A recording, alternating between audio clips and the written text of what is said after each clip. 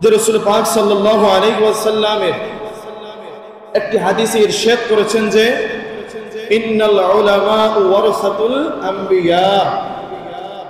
বর্তমান যে আলেম উলামা রয়েছেন, রাসূল পাক সাল্লাল্লাহু আলাইহি ওয়াসাল্লাম আরো 1400 থেকে 1500 বছর আগে ঘোষণা করেছেন ইন্নাল উলামা ওয়ারাসাতুল আম্বিয়া। হে দুনিয়ার মানুষ, তোমরা শুনিয়া রাখো, আমি রাসূল দুনিয়া থেকে চলে যাচ্ছি। একদিন জোহরের নামাজের সময় রাসূল পাক সাল্লাল্লাহু আলাইহি ওয়াসাল্লাম অসুস্থ। শেষ বিদায় হজের যে সময় ভাষণ দিলেন, ভাষণে রাসূল বললেন যে ইন্নাল উলামা ওয়ারাসাতুল আম্বিয়া। তোমাদের কাছে টাকাও রেখে যাচ্ছি না, পয়সাও রেখে যাচ্ছি না, ধন সম্পদ কিচ্ছু রেখে যাচ্ছি না, একটা জিনিস রেখে যাচ্ছি, উলামা। আম্বিয়া, আম্বিয়া রেখে যাচ্ছে উলামাকে।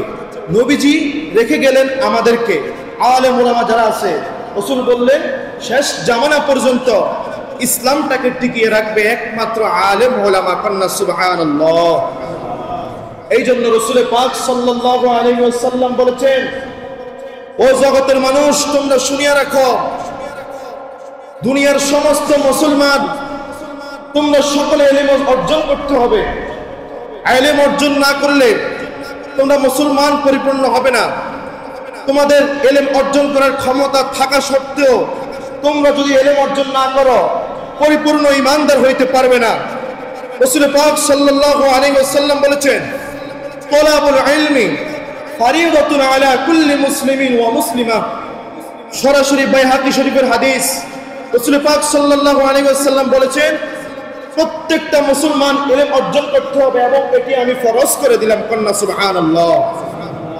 প্রত্যেকটি মুসলমান নরনারীর উপরে ইলম অর্জন করা ফরজ করে দিয়েছেন। শুধু তাই নয়, ইলম অর্জন করলে হবে না, বরং ইলম অনুযায়ী আমল করতে হবে। যার যতটুকু ইলম আছে সে ততটুকু আমল যদি না করে, প্রত্যেকটা ইলমের দায়ভার আল্লাহর দরবারে দিতে হবে। ঠিক কিনা বলেন? প্রতিটা ইলমের জবাবদিহিতা আল্লাহর দরবারে করতে হবে।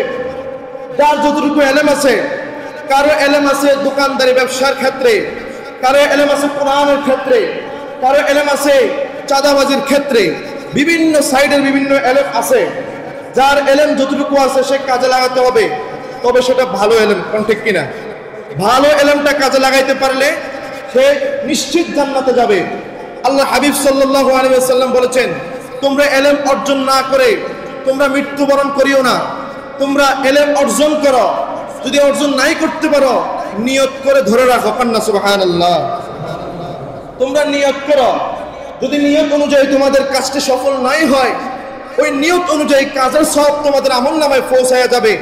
কারণ বুখারী শরীফের প্রথম হাদিস যেটা রাসূল পাক সাল্লাল্লাহু আলাইহি ওয়াসাল্লাম যেটা মুখ দিয়ে বের করলেন, ইমাম বুখারী রাহমাতুল্লাহি আলাইহি মুখ থেকে বের করলেন, প্রথম হাদিস যেটা লিখলেন সেটি হচ্ছে ইন্নামাল আ'মালু বিন্নিয়াত।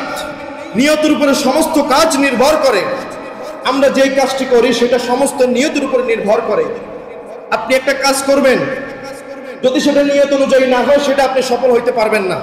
ইমাম বুখারী সেই কথা চিন্তা করে বুখারী শরীফের প্রথম হাদিসটা ইন্নামাল আ'মালু নিয়ত লিখেছে, ইন্নামাল আ'মালু বিন্নিয়াত। যার নিয়ত থাকবে সে পুরো বুখারী শরীফ মুখস্থ করবে। এই জন্য প্রথম হাদিসটা দিলেন ইন্নামাল আ'মালু বিন্নিয়াত।